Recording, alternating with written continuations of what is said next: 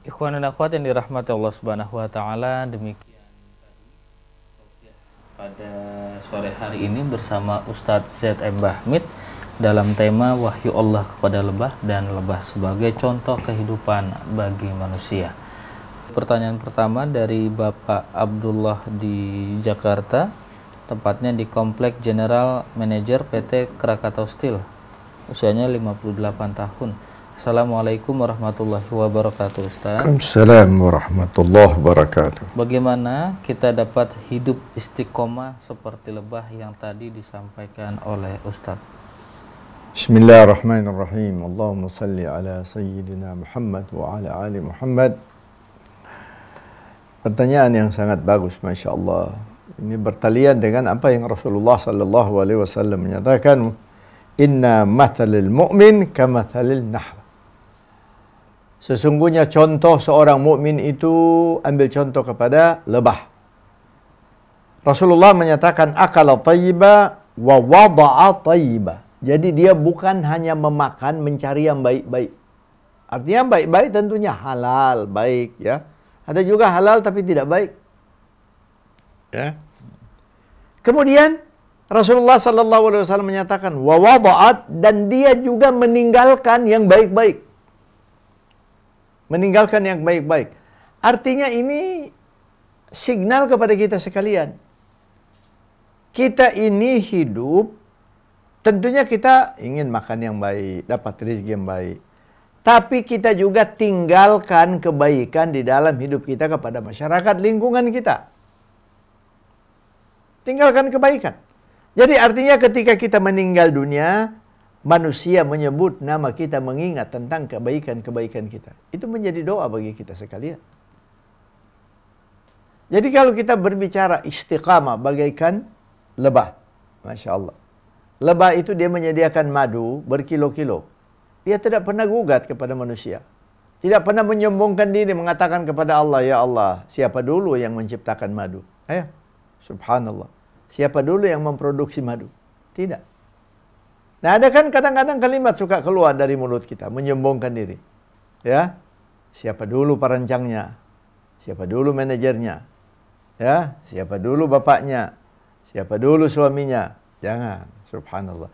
Mestinya kalimat ini kita balikkan. Alhamdulillah Allah Ta'ala berikan kesempatan kepadaku. Atau Alhamdulillah Allah berikan kemampuan kepadaku. Alhamdulillah Allah Ta'ala memberikan jalan keluar kepadaku. Itu kalimat yang paling baik. Itu menunjukkan istiqamah kita kepada Allah Subhanahu wa Ta'ala. Jadi ambil contoh ini sebagai lebah. Subhanallah. Dan lebah ini ada pekerja. Ada queen. Ya. Lebah ini kalau dia pekerja, dia memang tetap hanya bekerja hanya untuk mensuplai makanan kepada queen dan kepada telur-telur yang bakal mulai berkembang. Dengan tidak memprotes banyak. Artinya dengan kalimat yang lain, kita ini Rasul sallallahu alaihi wasallam menyatakan jangan hanya seakan-akan sebab lebah itu tidak banyak menuntut, tapi dia lebih banyak memberi. Nah, coba kita mendidik kita ini untuk jangan terlalu banyak menuntut, tapi coba banyak memberi. Memberi ini banyak. Sebagaimana 2 minggu yang lalu Allah Subhanahu wa taala menyatakan fa amma man a'ta. Ya. Yang saya sampaikan surat Al-Lail. Kita disuruh memberi. Memberi ini banyak cara. Lebah ini banyak memberi. Dia memberikan kepada manusia madu berkilo-kilo. Masya Allah. Ratusan kilo tiap hari. Mungkin ribuan kilo kalau seluruh dunia. Mungkin jutaan kilo. Tapi dia tidak pernah menyombongkan diri. Dia tawadu kepada Allah Subhanahu wa ta'ala. Dia lakukan tugasnya. Nah, sekarang kita sebagai manusia diberikan akal oleh Allah Ta'ala. Diberikan kebebasan oleh Allah Ta'ala. Kebebasan Allah Ta'ala berikan kepada kita. Lakukan yang baik. Ya. Nah, di dalam Al-Quran yang bertalian dengan pertanyaan ini, Allah Subhanahu wa Ta'ala menyatakan innal ladina qalu rabbunallah tsumma istaqamu. Mereka-mereka yang hanya mengakui Allah Tuhannya. Tsumastaqamu, kemudian dia berpegang dengan hukum dan perundang-undang Allah. Artinya dengan kalimat yang lain, dia mengikuti apa yang Allah Subhanahu wa Ta'ala arahkan di dalam kehidupan ini. Itu namanya istiqamah. tatanazzalu alaihimul malaika. Allah Ta'ala akan menurunkan malaika. Berbabak-babak turunkan. Mendampingi kita.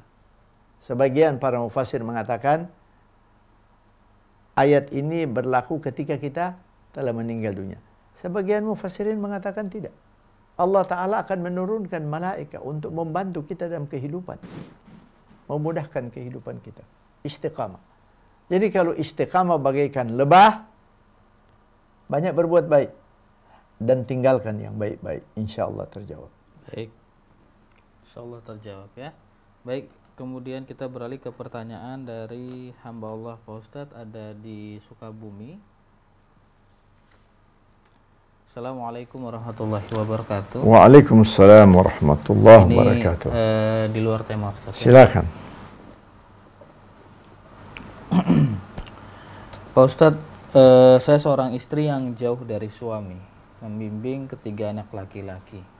Sering dihantui perasaan takut berdosa karena tidak bisa berbakti kepada suami karena jauh.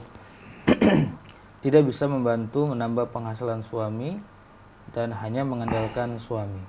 Saya sering meminta maaf pada suami apalagi selesai sholat walau hanya lewat SMS. Perasaan takut jadi beban suami walau suami sering berselingkuh. Mungkin karena saya tidak sempurna Pak Ustadz. Mohon pencerahannya agar saya lebih kuat karena terkadang kasar dalam ucapan. Bismillahirrahmanirrahim. Allahumma salli ala Muhammad wa ala ali Muhammad. Masya Allah. Memang seorang istri yang jauh dari suami itu tidak gampang cobaan yang dia hadapi. Memang agak berat, betul. Karena seorang istri itu bukan hanya membutuhkan soal materi aja, bukan. Dia juga membutuhkan selain daripada itu yang Allah Ta'ala sunnahkan sebagai pasangan suami istri, yaitu hubungan badan antara suami istri itu memang perlu. Dan seorang istri yang dia menjaga kesucian dirinya, dia mendidik anak-anaknya dengan baik, dia mendoakan suaminya yang jauh, itu sudah termasuk dia berbakti kepada suaminya yang luar biasa. Keadaan karena suaminya jauh, mencari nafkah mungkin apa dia di luar negeri atau mungkin dia di luar daerah, karena mencari nafkah dia pulang mungkin sebulan sekali atau 2 bulan sekali. Itu memang keadaan, satu gudrah, cobaan dari Allah Subhanahu wa Ta'ala kepada istrinya dan juga mungkin kepada suaminya. Ketika istrinya meminta maaf kepada suaminya, kemudian ketika istrinya mendoakan suaminya, itu sudah termasuk salah satu tanda dia berbakti kepada suaminya, luar biasa. Itu sudah sebagai satu tanda bakti. Dia mendidik anak-anaknya di jalan yang diridai oleh Allah Ta'ala. Dia menjaga kesucian dirinya. Itu sudah termasuk dia berbakti kepada Allah Subhanahu wa Ta'ala. Termasuk berbakti kepada Allah Ta'ala. Apalagi sebagaimana yang disampaikan, tiap dia selesai salat, dia mengirim SMS kepada suaminya, minta maaf. Itu Masya Allah. Itu sudah termasuk di sisi Allah Subhanahu wa Ta'ala, termasuk berbakti kepada Allah dan kepada suaminya. Insya Allah terjawab. Baik.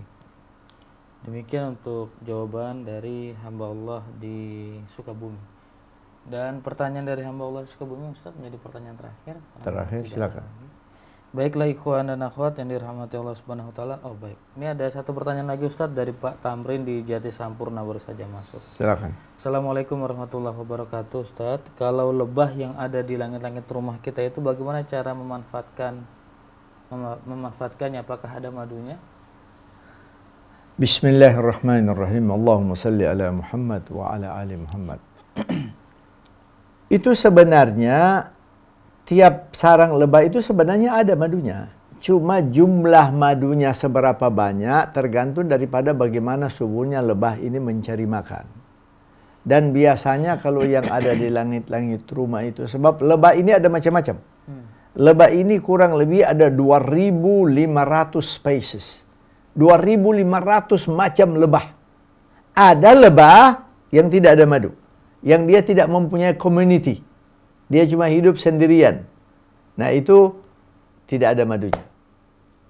Tapi biasanya lebah yang berada di langit-langit rumah itu, kalau sarangnya sangat kecil, ada lebah itu lebah yang dia tidak hidup dengan komunitas, hidup sendiri, itu udah pasti tidak ada madu. Dan biasanya banyak yang di langit-langit rumah itu lebah yang sedemikian rupa. Paling-paling 2 ekor, 3 ekor lebah di tempat tersebut. Hanya dia dengan pasangannya. Ya. Tapi ada lebah juga di langit-langit rumah yang mempunyai madu. Cuma mungkin kuantitinya itu tidak sebanyak kalau kita sebagaimana yang di luar. Karena mungkin dia kurang mendapat makanan yang baik-baik. Karena biasanya kan kalau di rumah-rumah, apalagi di tengah-tengah kota, itu sangat susah dia untuk mencari kembang-kembang, ya, pohon-pohon yang dia biasa itu agak susah. Madunya tetap ada. Insya Allah terjawab. Para pendengar sekalian yang dimuliakan Allah Subhanahu wa Ta'ala, mudah-mudahan pertemuan kita pada hari ini membawa siraman rahmah bagi kita sekalian, dan mudah-mudahan kita dimasukkan Allah Subhanahu wa Ta'ala menjadi hamba-hamba Allah yang hidupnya bagikan lebah. Subhanakallahumma wa bihamdika asyhadu an la ilaha illallah wa anna Muhammadar Rasulullah, nastaghfiruka wa natubu ilaik. Wassalamualaikum warahmatullahi wabarakatuh. Waalaikumsalam warahmatullahi wabarakatuh. Dan ikhwan dan akhwat, pertanyaan dari Bapak Tamrin di Jati Sampurna menjadi pertanyaan kita terakhir di kesempatan sore hari ini dalam tema kita tentang lebah. Dan saya yang bertugas di sore hari ini, Abi Agus, ditemani oleh Haidar, ada Fajar di Rasul TV, serta Yusuf Subangkit di meja operator undur diri. Mohon maaf atas segala khilaf dan salah. Bila liqa billahi taufiq wal hidayah. Wassalamualaikum warahmatullahi wabarakatuh.